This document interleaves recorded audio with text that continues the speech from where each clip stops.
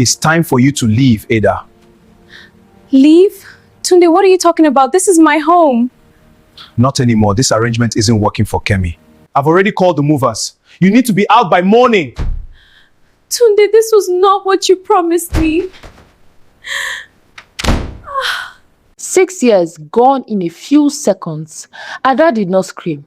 She did not beg. She just watched as the rain began to pound against the roof of her home. The sky was thick, matching the cold feeling in her chest.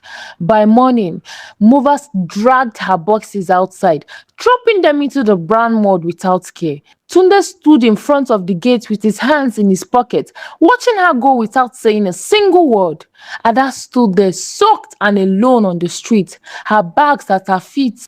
To everyone, Ada was the woman who had it all. A mansion with glass balconies, a shiny white SUV, and the most expensive lace wrappers at every wedding.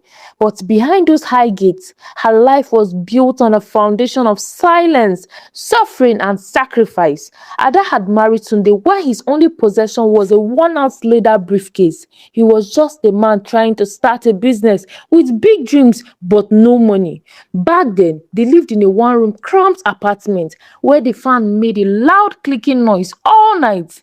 Ada was a primary school teacher then, and every month she dropped her entire salary into Tunde's hands to buy stock for his small shop. She remembered the day she took him to see her wealthy uncle. She had begged and pleaded until the old man finally agreed to give Tunde the loan that changed their lives. In those early days, Tunde was a different man. After a long day of trekking from one market to another, he would come home and rest his head on her lap.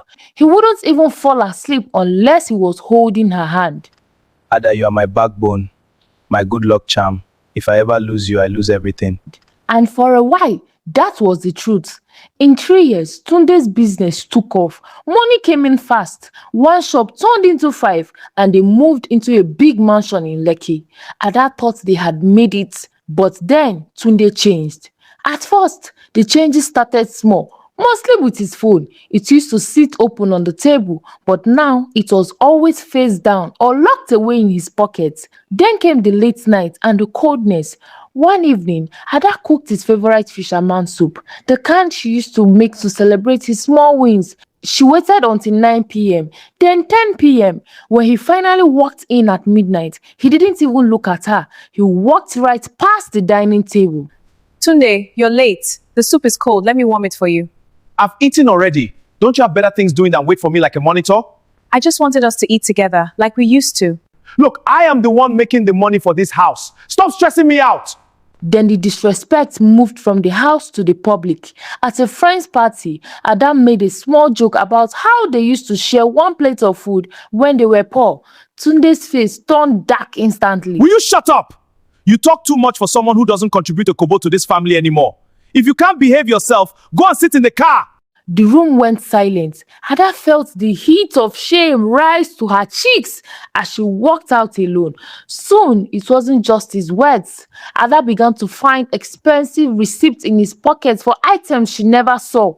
She smelled sweet, flowery perfume on his shirt, a scent that wasn't hers. One night, she passed the bedroom and heard him laughing quietly into his phone.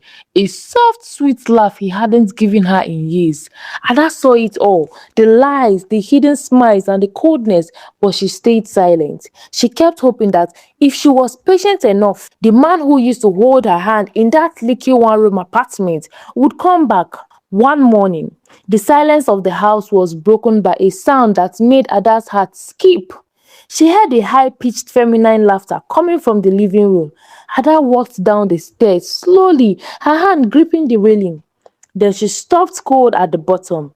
A young woman was sitting on the leather chair, wearing Ada's favorite fluffy slippers and drinking from Ada's favorite cup. Tunde stood right next to her, smiling and giggling and looking more relaxed than he had ever been. Ada, this is Kemi. Tunde, what is going on? She will be staying here with us from now on. Good morning, Ma. Ada waited for Tunde to say it was a prank, because certainly this had to be some cruel joke. From that day, life became a living nightmare for Ada. Kemi didn't just move in, she took over the home. Ada would walk into the kitchen to find Kemi using her favorite pots and ingredients to cook, or she would find her own expensive silk nice gowns mixed with Kemi's dirty laundry. Tunde began to treat Ada like a ghost in their own home, while he pampered Kemi. Even the house girl who Ada had treated like a sister started ignoring Ada's instructions, preferring to run errands for Kemi instead. The end came on a Tuesday evening. Tunde walked into the bedroom where Ada was and said flatly, It's time for you to leave, Ada. Leave? Tunde, what are you talking about? This is my home. Not anymore. This arrangement isn't working for Kemi. After everything I've done for you, Tunde, I gave you 6 years of my life and every kobo I had. Just be out by morning. Ada did not scream. She did not beg. She packed her bags in heavy silence. As she dragged her boxes past the gate, the reality hit her like a bucket of ice water. She had no money in her name, no job to go back to, and no roof over her head. Every asset they owned, the cars she helped choose, and the business she funded with her life savings was legally tied to Tunde.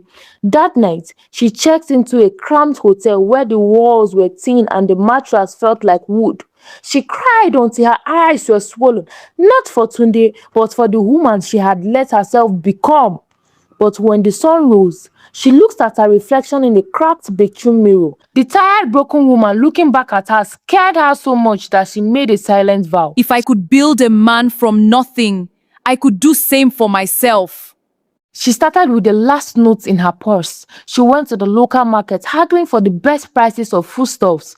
She set up a small coal pot on a busy street corner where office workers passed by. The steam from her thick, spicy stew caught the attention of everyone walking past by.